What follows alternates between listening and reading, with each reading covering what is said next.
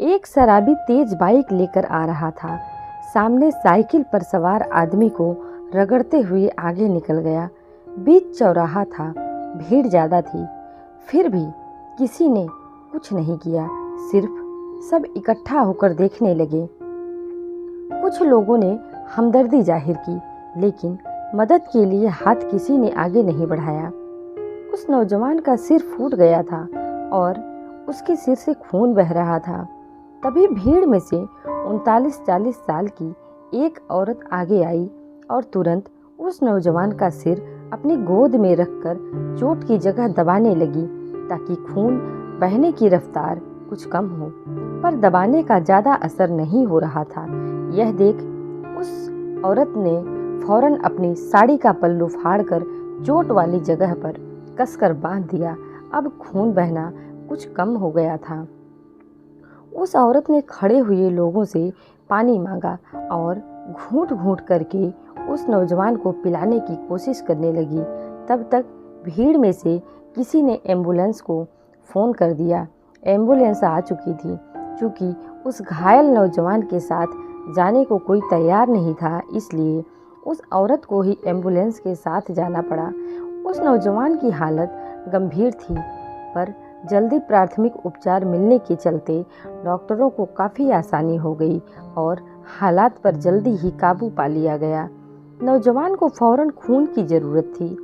मदद करने वाली उस औरत का ब्लड ग्रुप मैच हो गया और औरत ने रक्तदान करके उस नौजवान की जान बचाने में मदद की। जिस समय हादसा हुआ था, उस नौजवान का मोबाइल फ़ोन जेब से निकलकर सड़क पर जा गिरा था, जो भीड़ में से एक आदमी उठा कर ले गया। इसलिए उस नौजवान के परिवार के बारे में जानकारी उसके होश में आने पर ही मिलना मुमकिन हुई थी। वह औरत अपनी जिम्मेदारी समझकर उस नौजवान के होश में आने तक रुकी रही। तकरीबन 5 घंटे बाद उसे होश आया।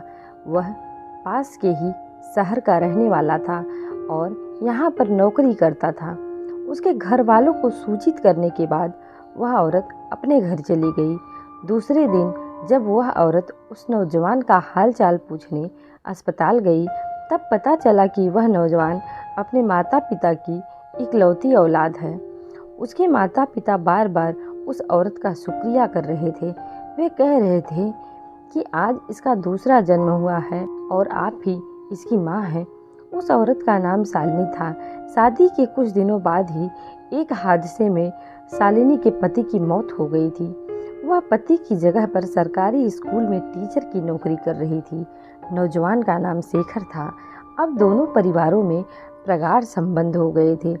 शेखर शालिनी को माँ के समान इज्जत देता था। वह दिन भी आ गया जिस दिन शेखर की शादी होनी थी। शेखर का परिवार शालिनी को ससम्मान शादी के कार्यक्रमों में शामिल कर रहा था।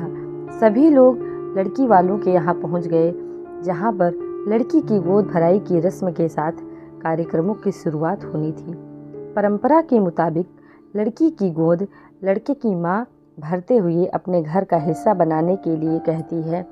शेखर की इच्छा थी कि यह रस्म शालिनी के हाथों पूरी हो, क्योंकि उसकी नज़र में उसे नई जिंदगी देने वाली शालिनी ही थी। शेखर के घर वालों को इस पर कोई ऐतराज़ भी नहीं था। पूरा माहौल खुशियों में डूबा हुआ था। लड़की सभी मेहमानों के बीच आकर बैठ गई। ढोलक की थापों के बीच शादी की रस्में शुरू हो गईं। शेखर के पिता ने शालिनी से आगे बढ़कर कहा कि वह गोद भराई शुरू करे। वैसे शालिनी इसके लिए तैयार नहीं थी और खुद वहां जाने से मना कर रही थी। पर जब शेखर ने शालिनी के पैर छूकर बार बार कहा तो वह मना नहीं कर पाई।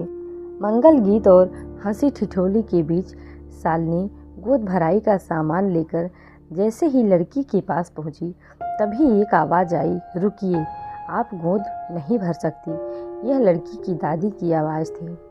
शालिनी को इस बात का डर था। वह रुआंसी होकर वापस अपनी जगह पर जाने के लिए पलटी। तभी शेखर बीच में आ गया और बोला, दादी जी, शालिनी मम्मी जी सुलक्षणा की गोद क्यों नहीं भर सकती? क्योंकि ब्याह एक मांगलिक काम है और किसी भी मांगलिक काम की शुरुआत किसी ऐसी औरत से नहीं कराई जा सकती जिसके पास मंगल चिन्ह न हो। दादी शेखर को समझाते हुए बोली, आप भी कैसी दकियानूसी बातें करती हैं दादी।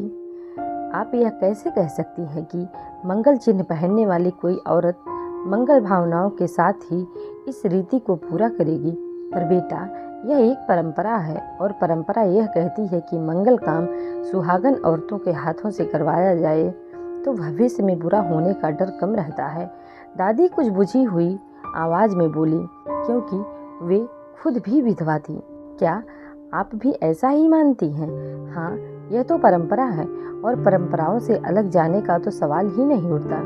दादी बोली, इस हिसाब से तो किसी लड़की को विधवा ही नहीं होना चाहिए, क्योंकि हर लड़की की शादी की शुरुआत सुहागन औरत के हाथों से होती है। शेखर ने सवाल किया। शेखर, बहस मत करो, कार्यक्रम चालू होने दो। शालिनी शेखर को रोकते हुए बोली, नहीं मम्मी जी, मैं यह नाइंसाफ़ी नहीं होने दूंगा। अगर विधवा औरत इतनी ही अशुभ होती है तो मुझे उस समय ही मर जाना चाहिए था, जब मैं एक्सीडेंट के बाद सड़क पर तड़प रहा था और आपने अपने कपड़े की परवाह किए बिना ही साड़ी का पल्लू फाड़कर मेरा खून रोकने के लिए पट्टी बनाई थी। या आपके रक्तदान से आपका खून मेरे शरीर में गया। भविष्य में होने वाली किसी अनहोनी को रोकने के लिए वर्तमान का अनादर करना तो ठीक नहीं होगा ना। फिर दादी की तरफ मुखातिब होकर वह बोला, कितने हैरानी की बात है कि जब तक कन्या कुंवारी रहती है वह देवी रहती है, वही देवी शादी के बाद मंगलकारी हो जाती है, पर विधवा होते ही वह मंगलकारी देवी अचानक मनहूस कैसे हो जाती है। सबसे ज़्यादा हैरानी की बात यह है कि आप एक औरत होकर ही ऐसी बातें कर रही हैं। दादी की कुछ और भी दलीलें होने लगी थी। तभी दुल्हन बनी सुलक्षणा ने उन्हें रोकते हुए कहा, दादी जी, मैं शेखर की बातों से पूरी तरह सहमत हूँ और मैं चाहती हूँ कि मेरी गोद भराई की रस्म शालिनी मम्मी जी के हाथों से ही हो। इसके बाद विवाह के सारे कार्यक्रम अच्छे से पूरे हो गए। आज शेखर व सुलक्षणा की शादी को 10 साल हो चुके हैं। वे दोनों आज भी सबसे पहले आशीर्वाद लेने के लिए शालिनी मम्मी के पास